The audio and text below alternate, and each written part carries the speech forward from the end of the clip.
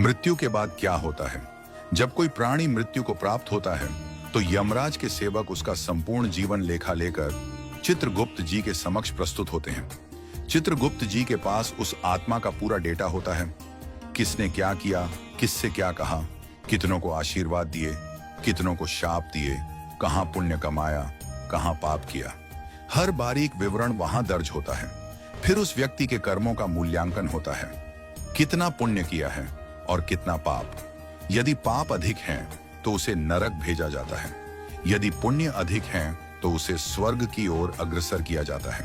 नरक जाने से पहले उसे एक विशेष शरीर दिया जाता है जिसे कहते हैं यातना शरीर। यह शरीर सामान्य मनुष्यों की तरह ही दिखता है, परंतु इसमें एक मूलभूत अंतर होता है। हमारे शरीर में यदि किसी अंग को काट दिया जाए तो हम मर जाते हैं, पर यातना शरीर में ऐसा नहीं होता। वह मरता नहीं है, परंतु उसे पीड़ा, तड़पन, जलन, वेदना सब कुछ होता है, बस मृत्यु नहीं होती। वो जीवित रहता है केवल इसलिए ताकि अपने पापों का फल भोग सके। अब अगर किसी ने अपने जीवन में कुछ पुण्य भी किए हैं, थोड़ा सा दान, सेवा, किसी भूखे को भोजन, किसी दुखी को सांत्वना, तो उसके पुण्य उसे स्वर्ग ले जाते हैं। स्वर्ग में उसे मिलता है एक और विशेष शरीर जिसे कहते हैं भोगदेह।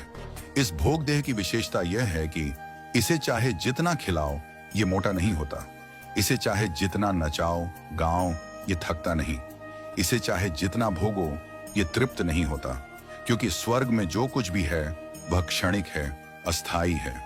जब पुण्य समाप्त हो जाते हैं तो स्वर्ग से भी निकास होता है और फिर आत्मा को मिलता है फिर से जन्म। वह पुनः इसी संसार में किसी योनि में जन्म लेता है और फिर वही जीवन मरण का चक्र चलता रहता है। नरक और स्वर्ग ये दोनों कर्म आधारित मार्ग हैं, परंतु एक तीसरा मार्ग भी है जिसकी चर्चा वृंदावन में होती है, जो कथा में बताया जाता है और जो भक्ति से प्राप्त होता है। यह मार्ग है वैकुंठ का मार्ग। जो आत्मा न भोग की इच्छा रखती है न विलास की, जो आत्मा ईश्वर की शरण में, उनकी भक्ति में, प्रेम में डूब जाती है, वो आत्मा न तो नरक जाती है न स्वर्ग, वो सीधा वैकुंठ जाती है। वैकुंठ कोई भौगोलिक स्थान नहीं, वैकुंठ एक भाव है, एक ऐसी अवस्था जहां केवल प्रेम, सेवा और नित्य परमानंद है।